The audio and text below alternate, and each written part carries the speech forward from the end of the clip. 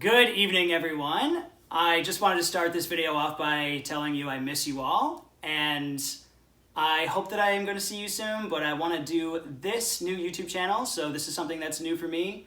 I would like you to subscribe, and I'll tell you to do this again at the end of the video, but this is just a different way that I can connect with all of you guys and hopefully further your learning while you guys are at home during this break. Like I said, I hope that you're all doing well, hope that you're staying safe and staying healthy, but I would love to teach you like normal, so that's why I am doing this right now.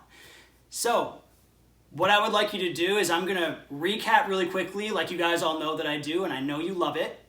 Just kidding, I know you hate it. But I'm going to do this, and I don't have my timer, I don't have my random selector, but I guess just pretend, stay on your toes, watch the video, don't look away please, and maybe take a notebook out, jot some things down, because in the comment section, I would like you to recap and basically summarize what were the causes of the War of 1812 and what were the effects of the War of 1812, if you could do that for me.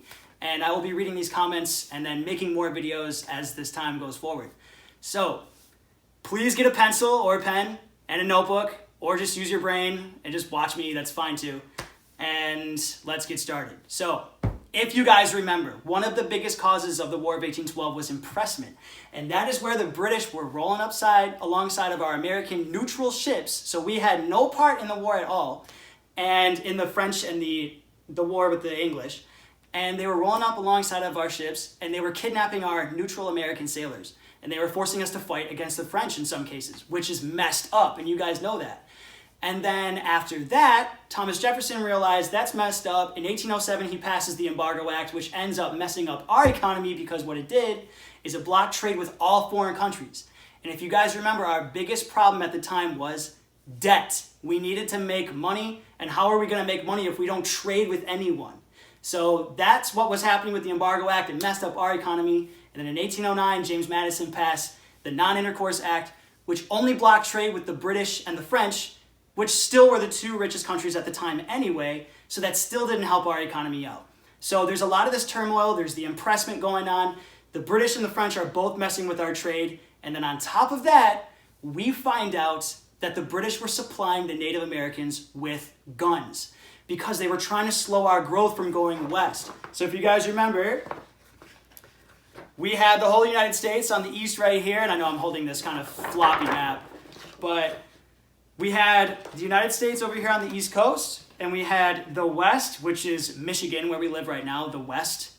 And what was happening is that the Americans wanted to keep going west and west and west, and the British did not want us to grow, because if we grow, that means we could possibly get richer with more land, more trade, and they don't want to be replaced as number one. And they realized that we were a threat when we were expanding. So they were giving the Native Americans guns, telling them to murder Americans, and as we were going over there in Michigan, Ohio, and places like that, we found out after battling with Tecumseh, remember, his goal was to unite all natives and to launch a war, we found out that the British were supplying them guns. So that was basically the last straw.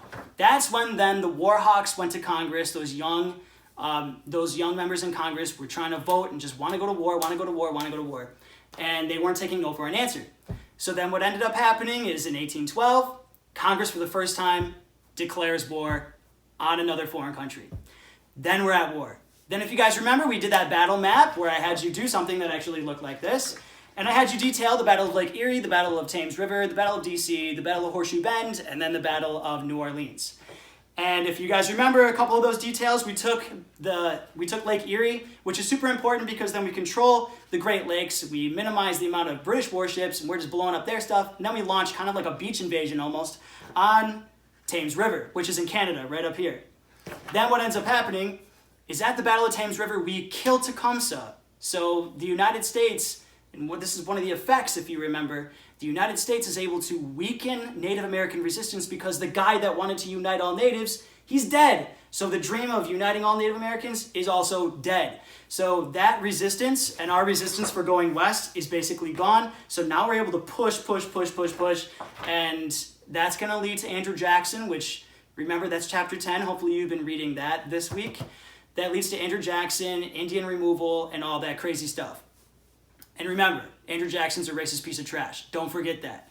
Anyway, going back to this. We take the Battle of Thames, and we killed Tecumseh, which again, I told you guys that that's controversial a little bit, for me at least, because, you know, the Native Americans were here first. The British burned down DC and destroyed a bunch of stuff. And then we have down here in the Mississippi Territory, which was like all three of these places basically, these modern states. The Mississippi Territory, we have Andrew Jackson rolling in, and he gets them to sign the Treaty of Fort Jackson, which makes the Creek Native Americans give up millions of acres of land. So once again, everyone's like, yay, Andrew Jackson, because we're getting all this new land because of Manifest Destiny, and Americans were put here just to, you know, expand west and trample on anyone just to make money. So that's when the effects of that battle, and then we have the Battle of New Orleans, which if you guys remember, again, New Orleans, down here, tip of Louisiana. New Orleans has always been fought over because it raked in millions of dollars of cash. So when the British were sailing for that and they really wanted to take that over, we had to go down there and stop them. So that again was Andrew Jackson leading the charge. He becomes the hero of the War of 1812. Once again, we don't like Andrew Jackson, or at least I don't. You can form your own opinion, I don't care.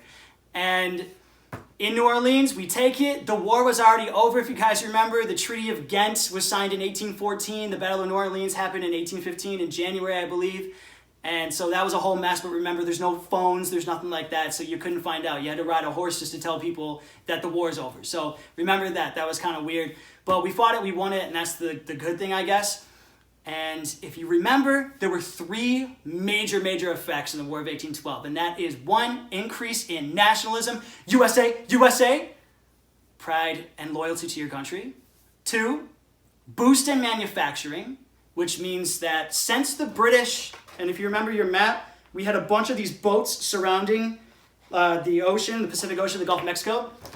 Or I'm sorry, the Atlantic Ocean. I'm sorry, I need to rethink about my geography skills. The Atlantic Ocean, we had a bunch of boats, or the British had a bunch of boats blockading us, so we weren't able to trade. So we were forced to manufacture, build up factories, and produce our own manufactured goods on our own, which what that does is then we're making American-made goods, and Americans are buying American-made goods, which is actually stimulating our own economy and making us realize we don't need anyone else. We don't need Great Britain. We don't need France. I mean, yeah, we need them for a couple supplies. And when I say we, by the way, one of the major things that you're going to be learning, or we started learning in Chapter 9, because I'm recapping Chapter 8, is sectionalism. When I say we, I'm really talking about the North, because that's where all the factories are. The South really does rely on trading with Great Britain and France, so they do need that. But since we were just blasting out a bunch of products and selling them to Americans, American-made only, we had a boost in manufacturing that makes our economy actually go up a little bit and gets us a little bit out of the debt, still from the Revolutionary War. And then finally, your third effect is going to be Tecumseh is dead, which means Native American resistance is weakened. We can go west faster. We can take control of the entire Mississippi, not worry about any British there, not worry about any natives really there resisting us. We can use the whole thing to trade down and ship stuff down from New Orleans and everything else. So things are looking good. That leads then into Chapter 9, which is where we left off right before we left. If you guys remember, we talked about Henry Clay, who's a congressman, and he's from Kentucky, I believe. If I'm wrong, please correct me in the comments. That's fine too. Henry Clay, he came up with this thing called the American system, which is making the United States economically self-sufficient. And what that means, remember, we talked about what it means to be self-sufficient. That means that I don't need anyone else. So America doesn't need anyone else to make money. So we are now focusing on us. And the way that he said we were going to do that is renew the national bank, create one single form of currency so there's no confusion, so we can trade from state to state to state, and no one's, creating their own money, and which causes inflation and all that nonsense, and you guys know all about that. So we want to make sure that we are just focusing on us, and that's exactly what Henry Clay said. Create one form of currency so we can trade state to state, interstate commerce, and then also pass a protective tariff on foreign countries, and then use that tax money to start building America up. And he's like, this will increase nationalism. We're all proud of our country anyway. Let's be more proud of our country by making money, getting rich as Americans, and being successful and expanding. So again, that means using that tax money to build things like the Cumberland Road, which started in 1815 and then took all the way to the 1850s. And then we have the Erie Canal. Starts in 1817, goes all the way to 1825, and that's going to be built from the tip of Lake Erie at Buffalo, New York, all the way to Albany, New York and then connect basically to New York City. So again, this took years to build, millions of dollars, but then the return on investment was enormous, which starts a canal boom. Next thing you know, the whole north is building canals. But remember what I said before. This is all happening in the north. And that's where sectionalism starts. So yeah, we got nationalism, woohoo America, but then we have north versus south. The north, which is all canals, roads, and all those things that make goods travel faster, which means money comes in faster. That's in the north. The south feels like they're being left behind. They feel like the government is forgetting about them. And remember, the South is all about slaves and growing cotton. And no joke, every single business was about slaves or cotton. That's it in the South. The North was all about big business and manufacturing, interchangeable parts, and all this other stuff that I haven't gotten to teach you yet. But that is what's going on in America. It's known as the era of good feelings because good things were happening, I guess. But then we start falling apart. That is my recap. And I hope that you enjoyed it. Remember, in the comments, try to summarize the causes and effects of the War of 1812. And then I actually just summarized a little bit of Chapter 9, Section 1 from our textbook.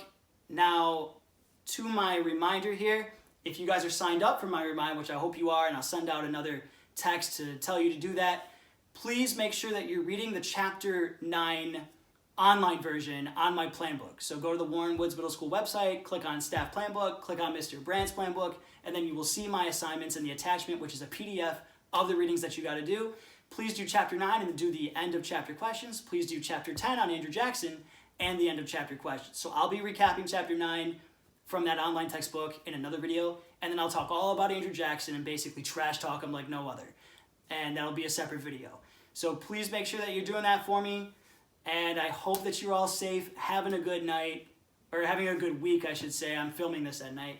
But I hope that you're having a good week, and I hope to see you soon. I hope you like this video. Maybe I'll stand up so it seems more normal, because you know I never sit down, so this is probably quite odd. And have a good week, and go green.